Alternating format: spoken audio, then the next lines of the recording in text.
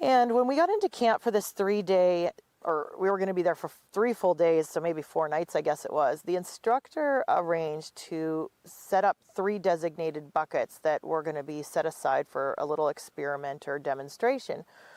And so the first day he filled one of the buckets all the way and covered it. The next day he filled another bucket, covered it. And the third day he filled a bucket and covered it. And before we left on our final day in that morning, he began to uncover these buckets. And so he took the lid off the bucket that had settled, he'd let this water settle out for 24 hours. And incredibly, there was at least a 1/4 inch of silt settled out in the bottom of this bucket. It was probably more than that, but I'm going to go with that.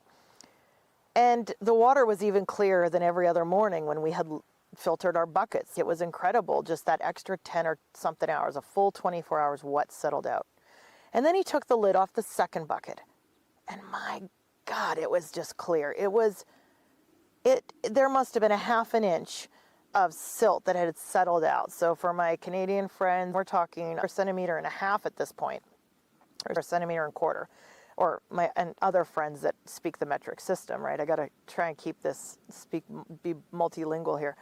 And then the last day, he finally took the lid off the third bucket. And I really couldn't have imagined more silt could have settled out of the water in that bucket.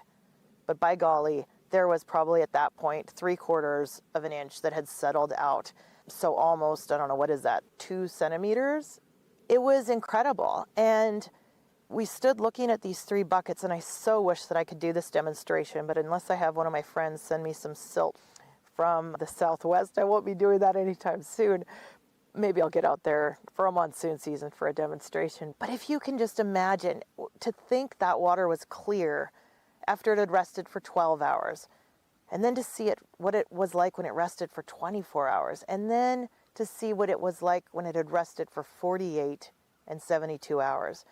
And I think that is so fitting for our lives. We often think we're getting rest, or we think we've rested. We haven't even begun to rest. And so in whatever way you can start applying this in your life, you'll be amazed at the clarity you'll have in your situation, with raising kids, in your marriage, in your finances, in business, if you can create space and time to rest.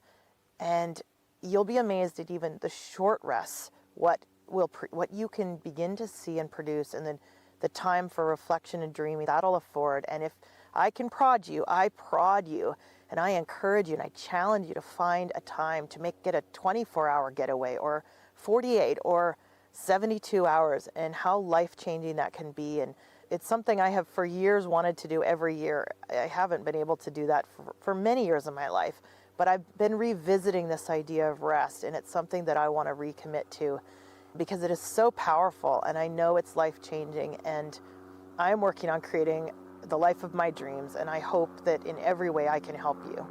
Thank you so much for joining me. I look forward to seeing you again soon. Thank you.